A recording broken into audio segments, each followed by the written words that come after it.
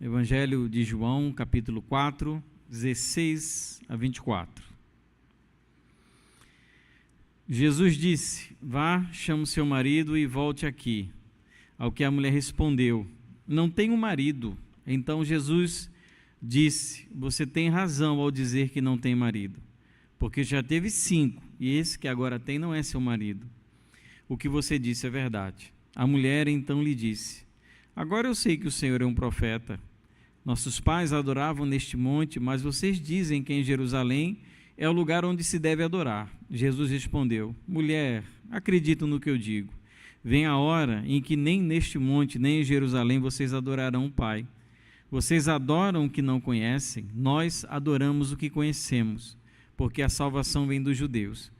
Mas vem a hora, e já chegou, em que os verdadeiros adoradores adorarão o Pai em espírito e em verdade, porque são esses que o Pai procura para os seus adoradores.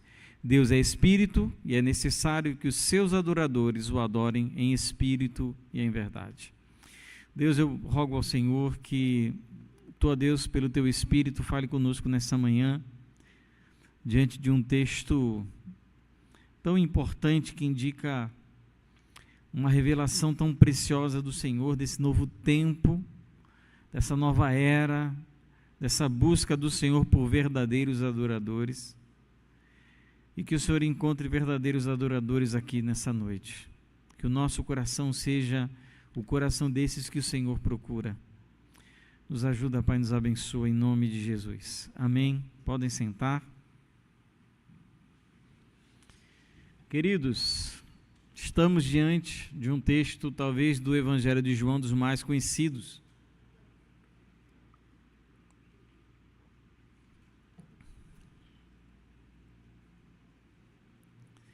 Que é o texto onde Jesus revela para a mulher samaritana acerca da verdadeira adoração. O que nós estudamos desde domingo retrasado, onde nós iniciamos o estudo do capítulo 4 do Evangelho de João, onde nós encontramos a conversa, o diálogo de Jesus com a mulher samaritana. Ele já tinha conversado com Nicodemos no capítulo 3, aquele grande fariseu, grande fariseu, doutor da lei, conhecedor dos mandamentos de Moisés, o grande mestre em Israel. Então ele conversou com Nicodemos, apresentou o evangelho para Nicodemos e nos chama a atenção dessa necessidade que tanto Nicodemos quanto a mulher samaritana tinham do evangelho. E o que me chama a atenção, entre várias coisas muito interessantes nesse diálogo de Jesus com a mulher samaritana, é que, diferente desse tempo que nós vivemos hoje, em que se propaga por meio de alguns canais evangélicos, algumas igrejas, alguns teólogos, alguns líderes evangélicos, da necessidade de um discurso interreligioso. Inclusive, eu ouvi essa semana de um pastor batista, falando da necessidade do discurso interreligioso, do respeito a todas as religiões como instrumentos que levam o homem para Deus.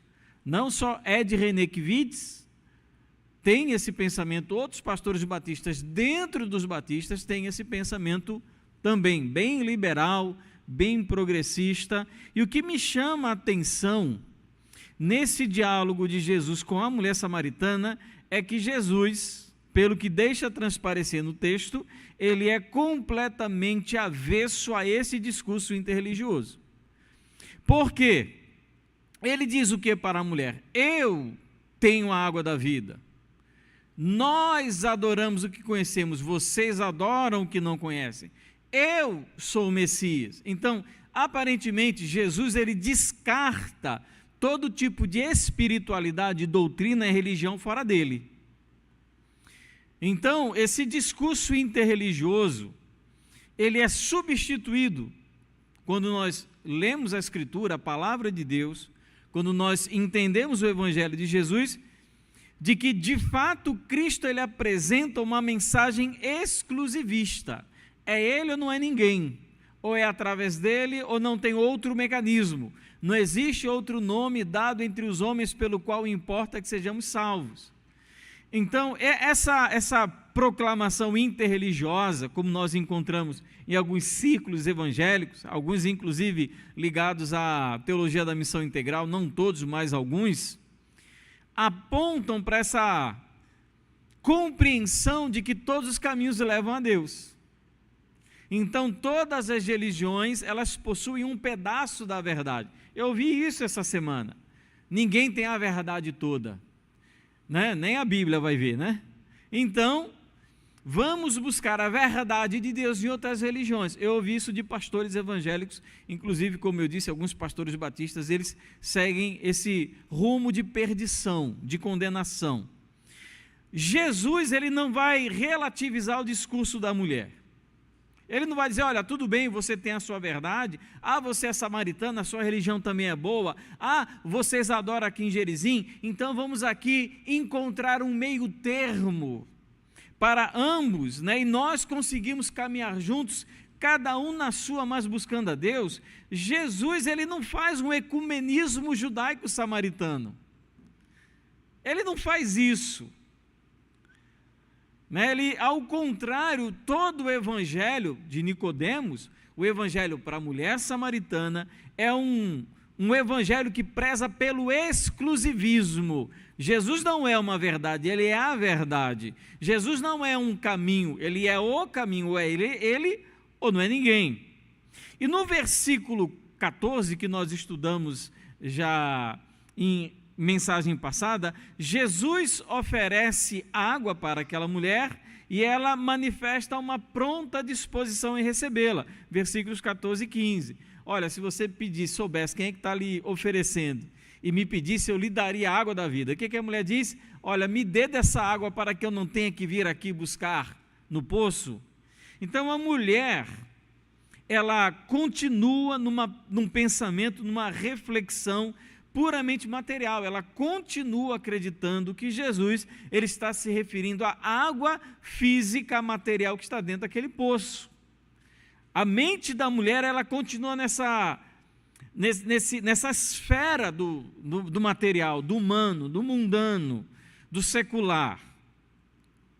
Inclusive, ela não tem ideia de todas as promessas que tratam acerca do Messias como aquele que viria a dar água da vida, como diz Isaías capítulo 12, versículo 3, Isaías 49, 10 e Isaías 55, 1, porque como nós já falamos, os samaritanos, eles aceitavam apenas os 5 primeiros livros do Antigo Testamento, que era chamada Torá, Gênesis, Êxodo, Levítico, Números e Deuteronômio. Então toda a parte fora, depois desses 5 livros, eles rejeitavam. Então, muitas informações sobre o Messias, sobre espiritualidade, sobre quem era Deus, tudo isso eles descartavam, porque eles acreditavam apenas nos 5 primeiros livros. E nós, então, após Jesus oferecer essa água para essa mulher, essa água da vida, ou água viva, e ela aceitar e até desejar, pedir que lhe seja concedida essa água para que ela não tenha que voltar ao poço, Jesus, ele faz a ela uma afirmação muito importante nesse texto, né? A mulher, ela segue insistindo em não compreender o tipo de água a que Jesus se refere por uma razão muito simples. Ela não sabe quem é Jesus, ela não tem ideia de quem ele seja. Tanto que ele disse, se você conhecesse o dom de Deus e quem é que te pede água, tu me pediria e eu te daria a água da vida. A mulher não sabe quem é Jesus, ela não conhece quem é Jesus e ela não entendeu a que água ele se referia. E ela tinha noção da sua necessidade. No coração daquela mulher, o que ela precisa? De água para beber. O que Jesus está oferecendo para ela é um tipo de água que vai além da sede física. Aquela mulher está tendo a alma prescrutada, analisada, avaliada, demonstrada, clarificada, o que ela está aparecendo, mas ela não consegue se aperceber. E o que nós precisamos, amados, saber é que são para pessoas assim que nós pregamos o Evangelho. Perceba como a tarefa de proclamar o Evangelho para o incrédulo, para o ímpio, é algo profundamente desafiador. Porque nós estamos falando para pessoas que não conhecem de fato quem é Jesus, Por isso elas não acreditam na nossa mensagem e sequer têm condições de saber o que de fato elas precisam. Por isso que as nossas igrejas, as nossas, entre aspas, igrejas por aí que começam a pregar prosperidade, riqueza material, sucesso profissional, essas igrejas enchem porque as pessoas elas partem do pressuposto de que é isso que o ímpio precisa. O que é que o ímpio precisa? De riqueza, de felicidade, de satisfação, de propósito, né? Então, quando você oferece a água material, quem tem sede de água material vem para a igreja. Só que o que Jesus está oferecendo é algo muito mais profundo, porque a água que ele está oferecendo para aquela mulher não é uma água que vai matar a sede física, é aquilo que vai tratar o coração daquela pessoa. Então Jesus ele estipula para aquela mulher uma condição muito grande para que ela prove da água da vida, não da água do poço, mas da água da vida. Ele diz: chama o teu marido e vem cá. Queridos, é muito interessante, né? Jesus é maravilhoso. Então quando ele fala para a mulher, ele podia dizer para ela diretamente: olha, eu sei que você vive com um homem que não é seu marido. Ele podia ter feito isso, mas ele está conduzindo aquela mulher no autoentendimento da sua própria necessidade. E além disso, ele está mostrando para ela quem ele é. Então ele diz: chama teu marido e vem cá. E isso desperta na mulher o entendimento da sua verdadeira situação. O que ela diz para Jesus? Eu não tenho marido. É verdade, é verdade. O próprio Jesus reconhece: disseste bem, não tem marido. Se tivesse parado por aí, talvez o diálogo tivesse encerrado. Mas ele diz: disseste bem que não tem marido, porque 5 maridos tu já tiveste e o que tem agora não é teu. Gente, a mulher, ela fez de tudo para ocultar esse fato para o Senhor, entendeu aí? Ela não disse: não, Senhor, eu vou lhe contar a minha história. Ela não disse isso. Olha, Senhor, é porque é o seguinte, eu tinha 5 maridos. A gente não sabe, né? A gente sempre, é bom lembrar que João, ele às vezes é muito detalhista e às vezes ele é econômico demais nas informações. Mas não é dito a situação que fez com que essa mulher passasse por 5 casamentos. Olha, eu não conheço ninguém mentalmente saudável que tenha passado por 5 casamentos. Passar por um já é uma prova de fogo. Por 5, então, é muito difícil. Então, aquela mulher passou por 5 casamentos, a gente não sabe se os 5 maridos morreram, ou seja, ela ficou viúva 5 vezes, se foi divórcio, e naquela época a mulher ela não podia se divorciar do homem, era o homem que se divorciava da mulher, ou 5 vezes que ela foi desprezada pelo marido anterior, ou se talvez tenha sido as 2 situações, alguns morreram e outros a desprezaram. Quer dizer, você veja a situação, a vida dessa mulher. E hoje o marido que ela tem, a pessoa com quem ela convive, não é oficialmente o seu marido. A gente também não sabe o que isso significa. Talvez signifique que ela esteja unida a um homem sobre quem existe uma impossibilidade legal de contrair casamento. A gente não sabe. Talvez uma mulher não tenha se divorciado da sua esposa anterior.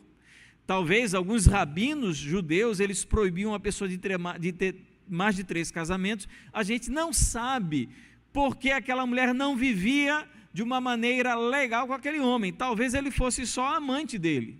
A gente não sabe. Mas Jesus revela isso para aquela mulher. Você teve 5 maridos e esse homem com quem você vive agora não é teu marido. E isso nos remete, queridos, a uma situação muito importante, né? Por que as pessoas não desejam a Cristo? Porque a gente prega e as pessoas não falam? Por causa da condição da cegueira em relação à situação espiritual de suas almas. As pessoas rejeitam a Cristo porque elas são cegas. Elas não conseguem ver, não conseguem perceber. E o nosso evangelismo é muitas vezes convocar as pessoas a abandonarem aquilo que nós consideramos como fardo, o que para elas, na verdade, é um grande deleite. Você está dizendo: olha, você que está cansado e oprimido, eu vos aliviarei. A gente não prega assim para as pessoas. E quando a gente diz, olha, você tem que abandonar o fardo da bebida, se o prazer e a alegria daquela pessoa encher a cara de cachaça, como é que você vai dizer para ela abandonar esse fardo? Se o prazer da vida dela é manter relação sexual com outra pessoa, como você considera isso um fardo? E o que Jesus ele faz para proclamar o evangelho para aquela pessoa é fazer exatamente o que nós devemos fazer. É mostrar e provar para aquela pessoa que ela vive carregando um fardo.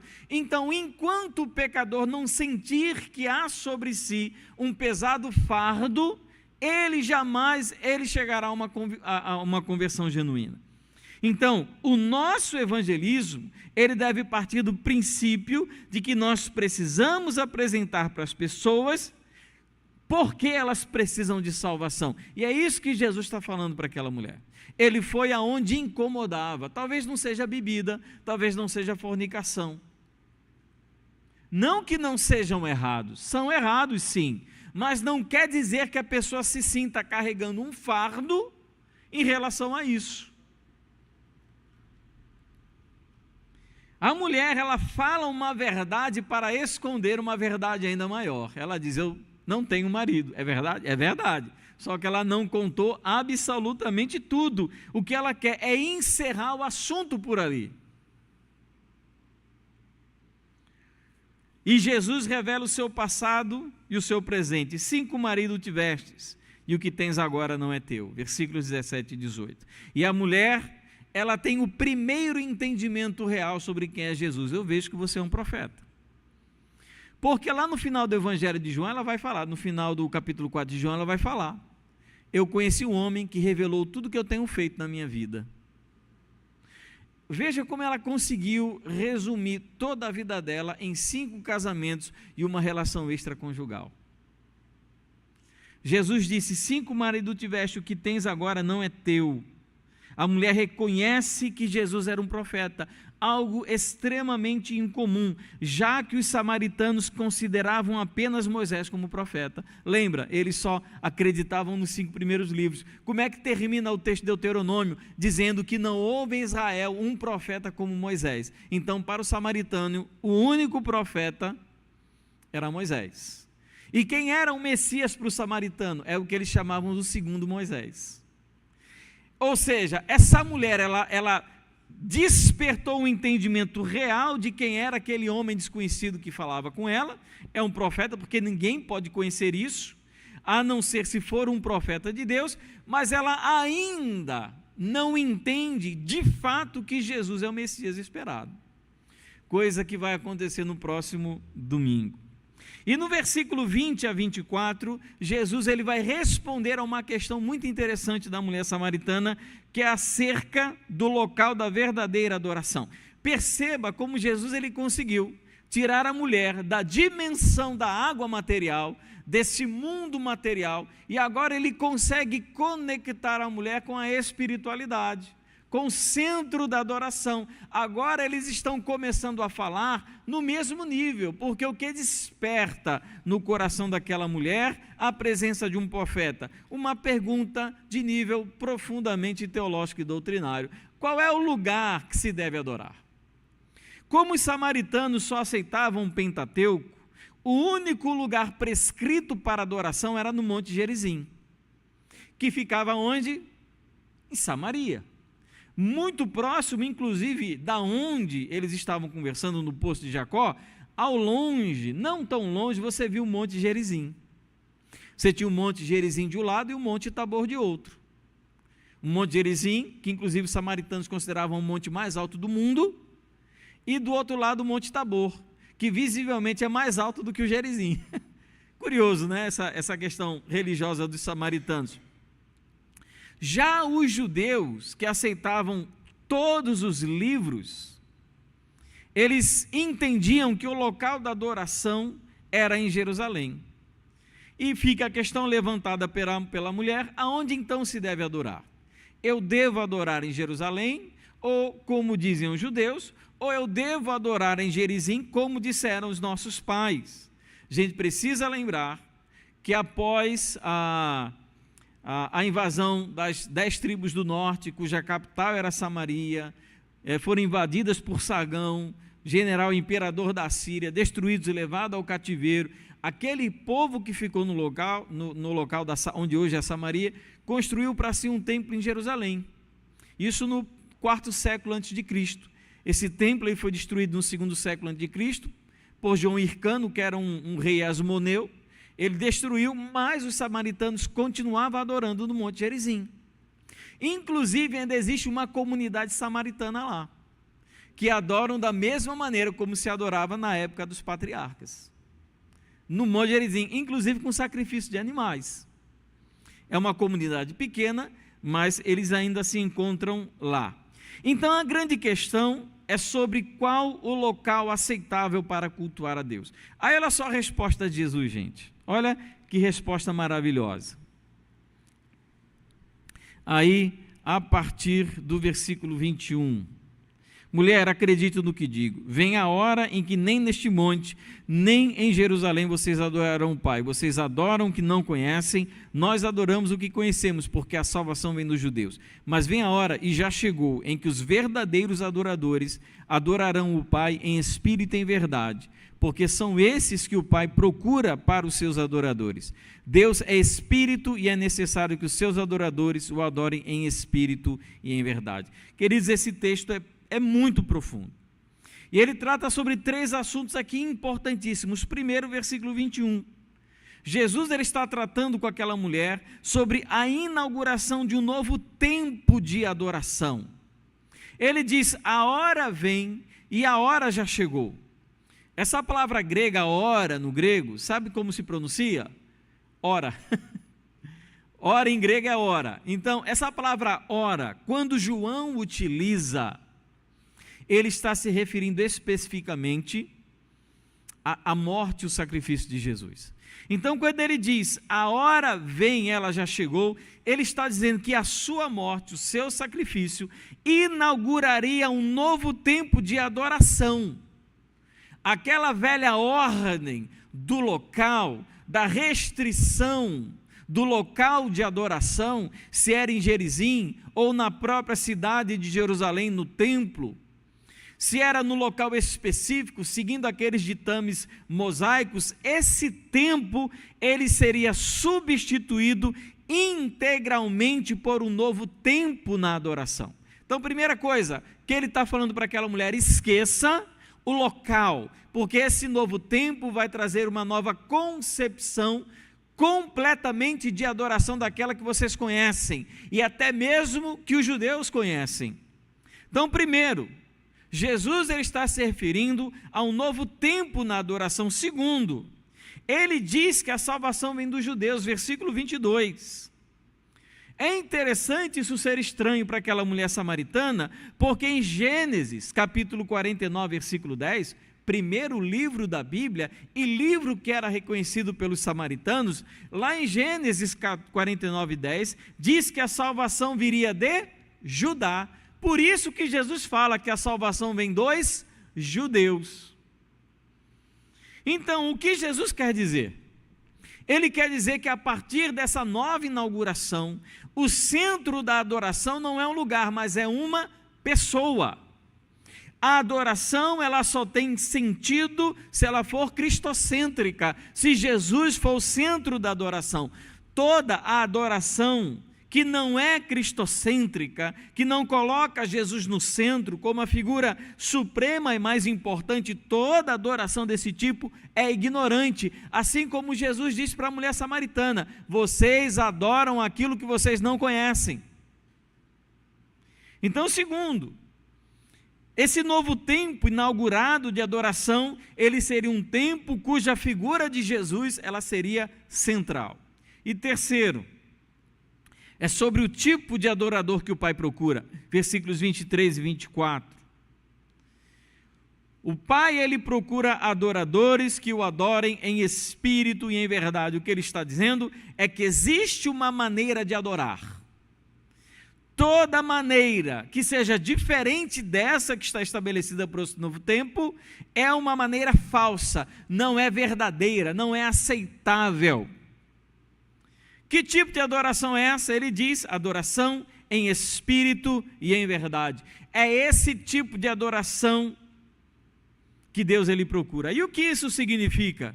Adorar em espírito e em verdade. Isso é uma discussão muito profunda dentro da teologia, e eu vou tentar resumir aqui de uma maneira breve. O que significa? Primeiro, significa conhecer a Deus. O texto diz, porque Deus é espírito. Então, a adoração em espírito começa pelo verdadeiro conhecimento sobre quem Deus é. Por isso, aquelas pessoas que não têm uma teologia bíblica correta acerca de quem Deus é, não são verdadeiros adoradores. Eu não posso adorar num nível de comunhão, comunidade, fraternidade com mormons, católicos, porque o entendimento deles sobre Deus, sobre Cristo e sobre a obra dele é diferente daquela que diz a palavra. Então, primeiro, o que significa adorar em espírito? É conhecer a Deus, saber a quem nós estamos adorando. Essa é a palavra de Jesus para a samaritana: vocês adoram a quem vocês não conhecem. É uma adoração inútil, ela é mesclada, ela é misturada, ela não é sincera, ela não é bem direcionada. Segundo significado, ele diz que os adoradores são procurados por Deus. O que significa? É que Deus ele tem especial interesse em que as pessoas lhe prestem culto. Ele procura adoração. Seria muito estranho imaginarmos um Deus que não procura a adoração. O texto diz, o Pai procura adoradores. É isso que ele deseja, é isso que ele quer. Então, o Pai não apenas ele é digno de receber, ele merece adoração, quanto de fato ele procura adoração. E o que eu preciso me questionar no momento desse é se nessa manhã o Pai achou em mim um verdadeiro adorador. Tem aquela música, acha em mim verdadeiro adorador, não é? Será que hoje o culto que eu prestei, o Pai conseguiu me encontrar como adorador? Terceiro significado, ele diz que o culto deve ser oferecido em espírito. Olha, essa expressão é muito importante. Representa o alcance soberano de Deus, do Deus Salvador na vida humana.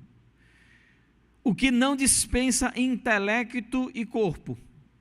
O que ele está dizendo, olha, eu não me preocupo com a mente das pessoas, eu não me preocupo com o corpo, com as expressões emocionais, não é isso que é adorar em espírito.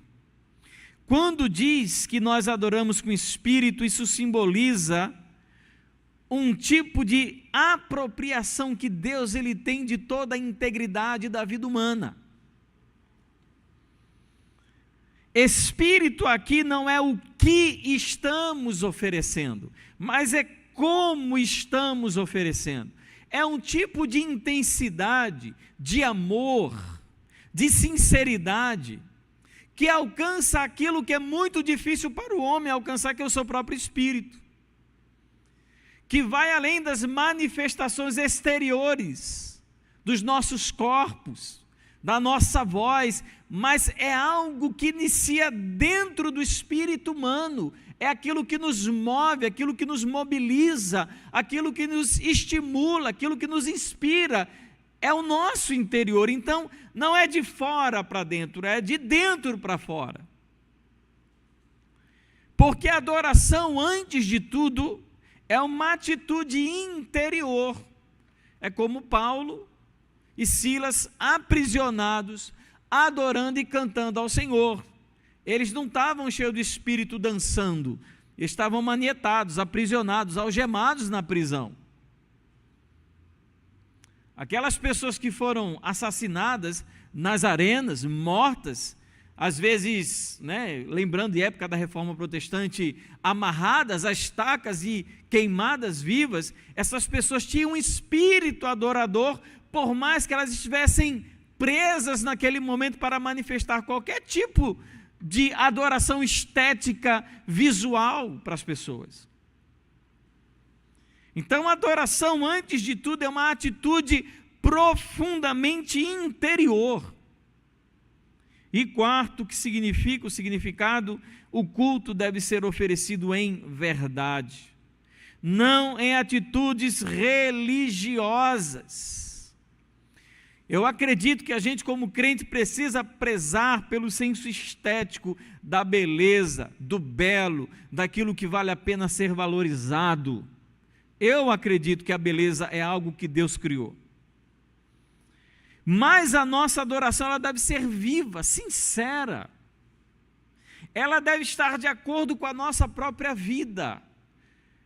Então, adorar nesse sentido de dar a Deus a nossa adoração em verdade, significa uma vida que esteja de acordo com a vontade de Deus para nós, com o desejo do Senhor manifesto na Escritura. Por isso, ela não é circunscrita em um local. Então, o instrumento da adoração é você. A fonte da adoração é você. A adoração sai de você em qualquer lugar onde você esteja. E eu quero concluir, eu preciso fazer alguns acréscimos para que nós entendamos de maneira correta aquilo que esse texto fala. Primeiro, é maravilhoso quando nós lemos a história da mulher samaritana acerca de um local para adorar, se é Gerizim ou se é Jerusalém, e Jesus ele traz à tona esse novo tempo de uma adoração que não é circunscrita em um lugar, porque isso nos chama a atenção para o alcance do Evangelho. O alcance do Evangelho não é mais Jerusalém, não é mais Judeia, não é mais Samaria. O alcance do Evangelho é todos os confins da terra, e aonde existe adorador, existe local de adoração. Então, o que esse texto trata é acerca do alcance do Evangelho. O alcance do Evangelho é universal. Então, não é mais aquele templo lá em Jerusalém, onde as pessoas iam durante as festas, durante as celebrações religiosas. Agora, em todo lugar, é lá em casa, é na sua casa, é na sua escola, é no seu trabalho, é na sua rua, é na sua festa familiar, na sua celebração, é no seu dia a dia, na sua vida individual, na sua vida com a sua família, porque o alcance do Evangelho produz adoração. Quando o Evangelho se espalha por intermédio da nossa voz, da nossa vida, da proclamação daquilo que falamos, e ele alcança as pessoas, o que está acontecendo também? A adoração de Deus que cresce nesse mundo. Sem barreira, sem prisão, sem prédio, sem templo, não importa se é de madeira, se é de tijolo, se tem ar-condicionado, se são folhas que cobrem o lugar, independente do lugar, o nome de Deus é adorado. E Malaquias já falava isso, porque o meu nome é adorado em todos os lugares dessa terra. Então não é num lugarzinho, não é no templo da Igreja Batista do Natal, não é no templo mais suntuoso de todo esse mundo, desse planeta. Essa semana eu vi um vídeo muito interessante de uma das maiores igrejas dos Estados Unidos. Uma das maiores igrejas, igreja gigantesca. E a pessoa foi contando a história do desenvolvimento dessa igreja, e mostrou o terreno da igreja, o prédio imenso, era um quarteirão. Esse nosso quarteirão aqui, onde a gente tem a nossa igreja, era pequeno perto dessa igreja. Hoje a igreja está para ser demolida, completamente vazia e abandonada. Então não é o lugar em si, não é o lugar. O nome de Jesus é adorado em prisões, em hospitais, em campos de guerra, em campos de refugiados. É o alcance do Evangelho. Segundo, presta atenção, amados. Adorar em espírito não significa que qualquer tipo de culto seja oferecido, deixa eu reconstruir. Adorar em espírito não significa que qualquer tipo de culto seja aceitável se for oferecido a Deus. Vou repetir, adorar em espírito não significa que qualquer tipo de culto seja aceitável se for oferecido a Deus. Não é isso que é adorar espírito. Que Deus, ele aceita qualquer tipo de coisa que você esteja disposto a oferecer. Nós devemos sim avaliar o que oferecemos a Deus, tanto na adoração particular, quanto no culto público. Devemos avaliar e devemos pensar, Deus ele aceita se for um espírito. Quem disse isso? Que espírito significa falta de amor, falta de sinceridade, falta de intensidade, falta de zelo, falta de responsabilidade. Quem disse que espírito é sinônimo de desleixo? É sinônimo de ausência em culto dominical? Quem disse isso?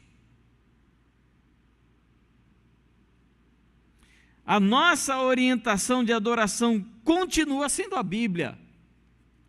Jesus ele não está mudando os critérios de uma adoração aceitável ao Senhor. Quando ele diz, eu aceito aqueles que adoram em espírito e em verdade, ele está, por outro lado, recusando algumas pessoas. Então nós devemos tomar cuidado de entender ou de não compreender o verdadeiro sentido da adoração em espírito. Eu vou fazer qualquer papagaiada, eu vou fazer qualquer macaquice, achando que isso é o que o Espírito está fazendo, não. Ora, basta lembrar, em Gálatas, que fala sobre os frutos do Espírito. Ora, o Espírito e aquilo que ele produz em nós, está tudo descrito aí. Então não adianta o homem que bate na mulher em casa, chegar na igreja dizendo que vai adorar em Espírito. Não vai, meu irmão.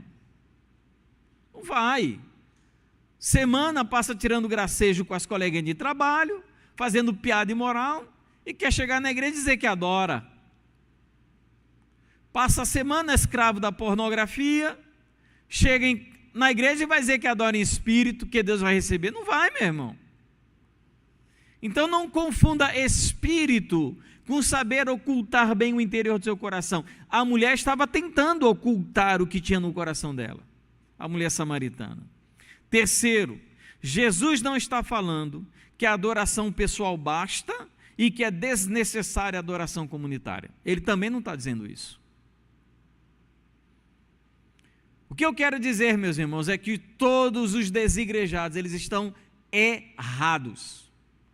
Não existe desigrejado certo, meio certo. Todos eles, todo desigrejado, ele está fora da vontade de Deus e está em grave desobediência contra a palavra. Todos, não tem um que esteja certo. Independente do que digam, do que falem, ou de em quem colocam a culpa, ou por mais que de fato eles tenham as suas razões. Ainda assim o mundo é muito grande, existem muitas igrejas. Para ele simplesmente dizer que não existe lugar nesse mundo que comporte uma pessoa tão perfeita, linda e maravilhosa como ele.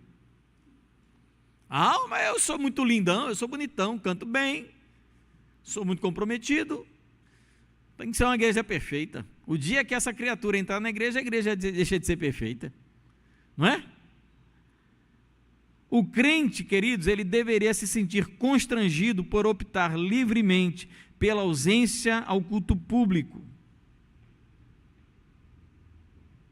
Deveria ser para nós faltar o culto público só aquilo que de fato é uma necessidade imperiosa, um grande impedimento. Então não confunda a adoração espiritual com não vir à igreja. Eu não sei de onde as pessoas tiram essa ideia, mas o diabo engana muitas pessoas. Então nós como igreja devemos prezar pelo nosso culto individual. A vida é um culto, nós precisamos ter culto na vida. Mas se não houvesse necessidade da igreja se reunir publicamente para adorar, cultuar e aprender da palavra, Deus ele não tinha criado uma igreja. Não foi eu que criei a igreja. Pode acreditar, irmão, tem dia que a gente quer ficar em casa, não é? Tem dia que a gente não quer. Então eu fico pensando, meu Deus, por que Papai do Céu inventou a igreja? Não é assim? Todo mundo passou por isso. Mas, amados, Deus ele não apenas criou, mas Ele ama a sua igreja. Ele ama tanto que Ele dá para nós um título que é de todos os mais belo e significativo. Ele chama de noiva. Vou contar um pecado aqui, não meu, mas dos outros. Thomas, ele brigou na escola. E a única vez em que Thomas brigou na escola. E ele brigou na escola por quê? Porque ofenderam a mãe dele. Ele partiu para cima do menino. Ele está errado? Tá, porque brigou. Mas também não está. Eu não vou reprimir um rapaz, um jovem, que se levanta para defender a honra da mãe dele. Eu fico pensando, meu Deus, e olha que a mãe dele é imperfeita. Eu fico pensando, o que Jesus acha dessa galera aí, pós-moderna, que fica falando mal da noiva dele? Com todos os defeitos. Eu olho para as páginas do Novo Testamento, eu não vejo uma igreja perfeita. Você começa lendo o livro de Atos 2, viviam em comunhão, oração e tal, Atos 3, 4, já começa a ter problema na divisão dos mantimentos entre as viúvas. E eu não vejo Pedro, ele desistindo da igreja, cansei. Não tem espírito nessa igreja. Eu que recebi as chaves da igreja. Dependendo, né, da tradição religiosa que você... Eu não vejo isso, eu vejo Pedro insistindo. Porque Paulo escreve para Corinto, uma igreja que tinha um dos homens da igreja tendo relação sexual com a madrasta. Paulo, ele podia, pega um pergaminho desse tamanho, escreve, cansei, e manda para a igreja. Ele não fez isso, 1 Coríntios, 2 Coríntios, tem uma outra epístola de Coríntios que se perdeu. Paulo escreve para Efésios, para Filipenses, uma igreja que estava passando por divisão. E Gálatas, Colossenses, ela tinha uma heresia que era só dela. Paulo escreveu para Colossos, porque Colossos tinha uma heresia que era dela, era, sabe, filha de Colossos. E Paulo escreveu porque ele não desistia da igreja. Aí chega um bocado de bonitão, no ano 2025, né? Não sabe ler João, nem o versículo 1 de João no grego, não consegue ler Gênesis 1 em hebraico e chega arrotando lição para a igreja. Não estão certos. Existem razões para a gente mudar de igreja? Existe. Mas existe razão para a gente deixar de ir à igreja? Não existe. E quarto e último, prometo. Se Deus é espírito e procura adoradores que o adorem em espírito e em verdade, precisamos lembrar que aqueles que não se enquadram nesses princípios como adoradores serão rejeitados.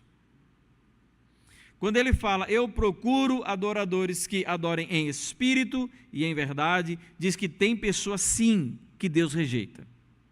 Existem cultos que são rejeitados, que Deus despreza, que Deus abomina. Leia Malaquias.